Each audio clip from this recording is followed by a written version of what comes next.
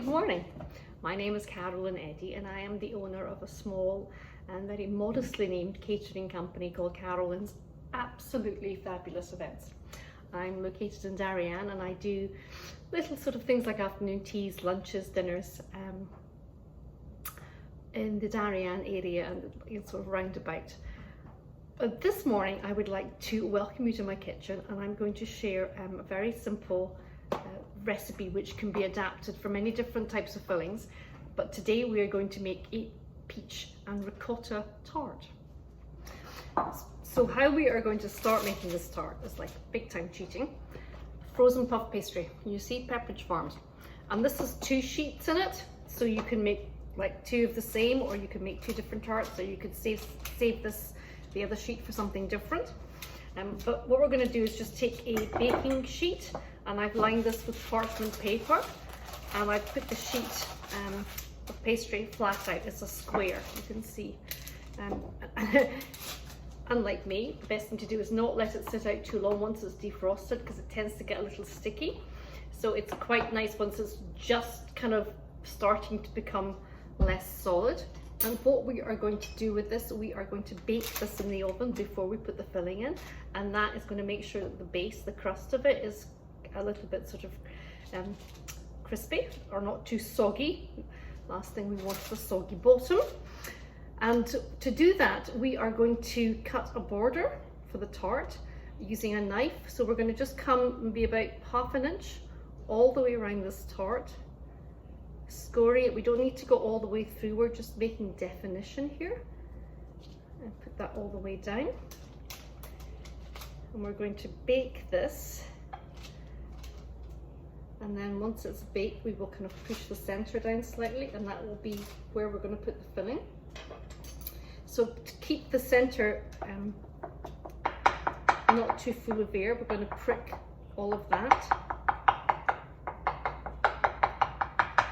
And then I'm going to take 1 egg, which I have here. Oh, and we're going to use the same fork. And just beat that slightly. And then we're going to use this egg for the filling as well. So it's quite nice. Very few ingredients for this. Just what you like. And then take a pastry brush. But if you can't find a pastry brush, by all means you could just use your finger or a teaspoon or something. And we're just going to brush round the edge of the pastry.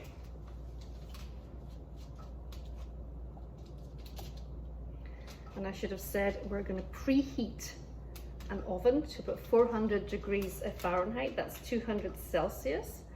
Maybe if your oven runs cooler, maybe even slightly higher than that. And we're going to pop this in the oven for about 10 minutes. So you can see I have just scored around the edge. I've brushed the edge with beaten egg, and then I've pricked the center.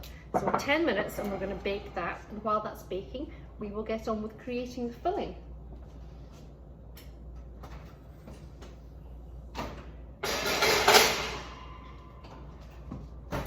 Alexa, timer 10 minutes. So like I said, in this one we are going to put peaches, because at the moment while I'm making this tart, peaches are just the perfect season. And I think probably 2 of these large ones is quite enough, but I made this recently. I made a savoury version of this with zucchini, which I sliced very thinly. I think you could also make this a little later in the season with sliced apples. But today is going to be peaches. So I've already sliced one, but let me show you. We'll take this one, and these are just beautiful. So you cut it through the center and then just twist it, and then the stone comes out. And we're just going to keep going with cutting thin slices.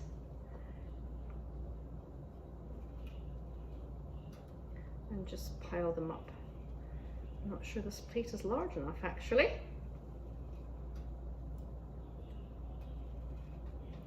Try and get them to be all kind of the same size, but honestly, if you don't, it's just not the end of the world. We are doing home baking after all, and it does not have to be in any shape or form perfect. So let me just keep going with this. And then I just work around the stone here until I can take it out.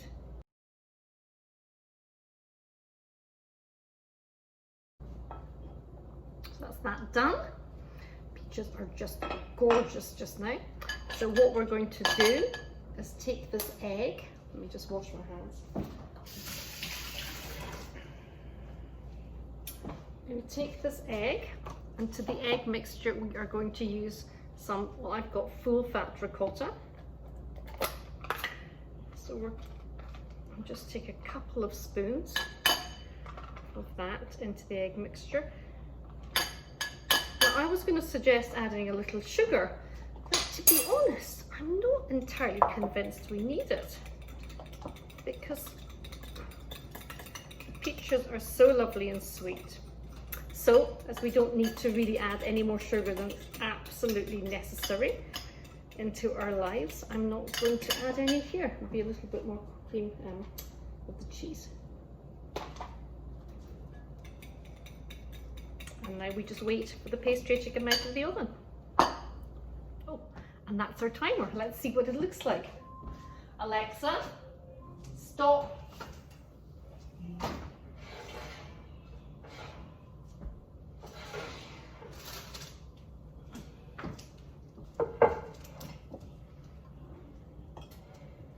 So we can see this is beautiful and risen.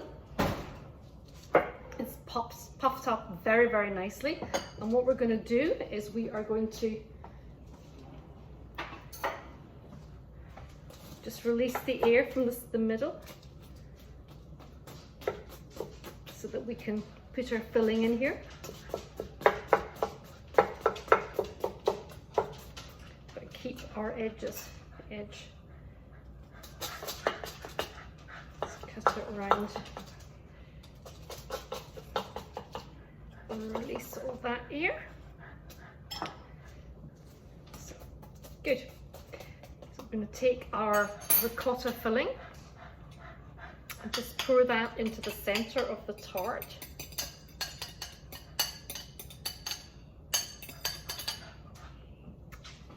And we're going to just take it all the way up to the cut edge.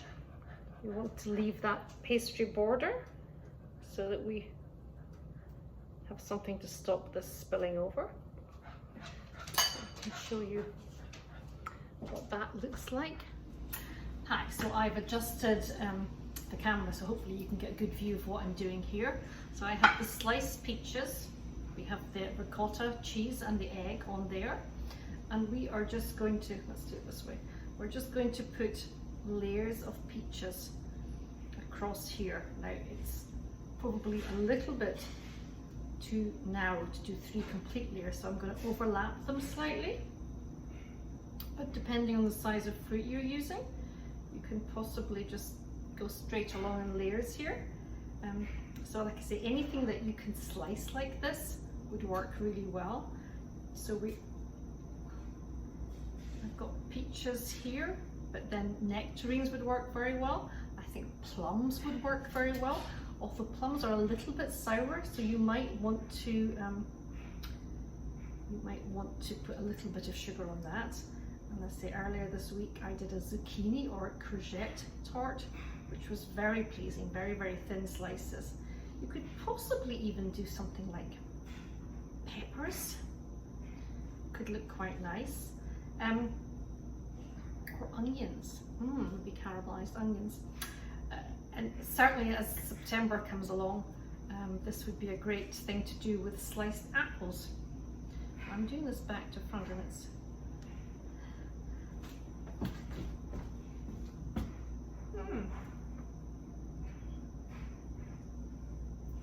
not the way I normally do it.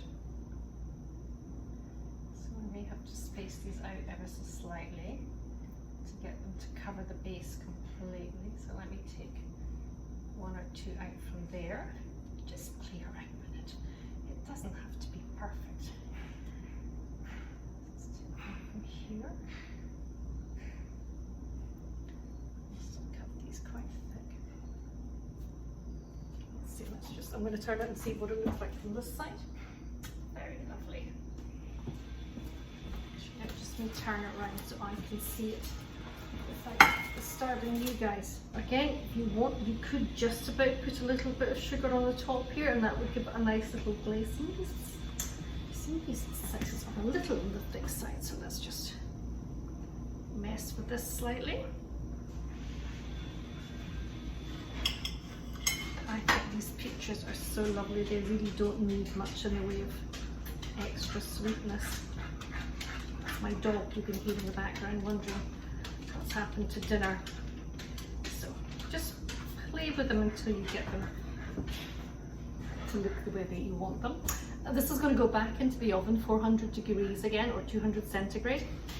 And I think it's going to be around about 25 minutes. When I did the zucchini, it was about 30 minutes, but then I was trying to get a little bit of a crisp on the zucchini. So I'll try 25 minutes and I'll let you know. Okay, be back soon. So here we have the peach tart. It's absolutely gorgeous. The peaches are starting to be a little bit cooked, a little bit bronze. We have the filling which is beginning to set, and the pastry around the edge is kind of all golden because we brushed it with egg. Now it is absolutely perfect as it is, and like I say, I wouldn't normally add any extra sugar, but it did occur to me that we could try glazing it.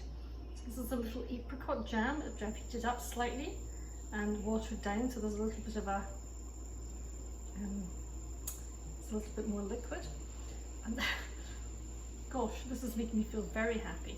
So we're just putting a little bit of a glaze on the tart. And this is the sort of thing that you'll see in bakeries. This is why they look so pretty. So that actually is a gorgeous way to finish off the tart.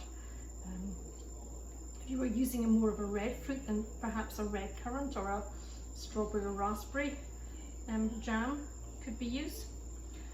But okay, that's making me very happy. Peach tart, super easy. Pastry, egg, ricotta, and any fruit that you want to put on top of it. A little bit of glaze for the end, totally optional. I'm going to give you a closer look at it just when we finish this video.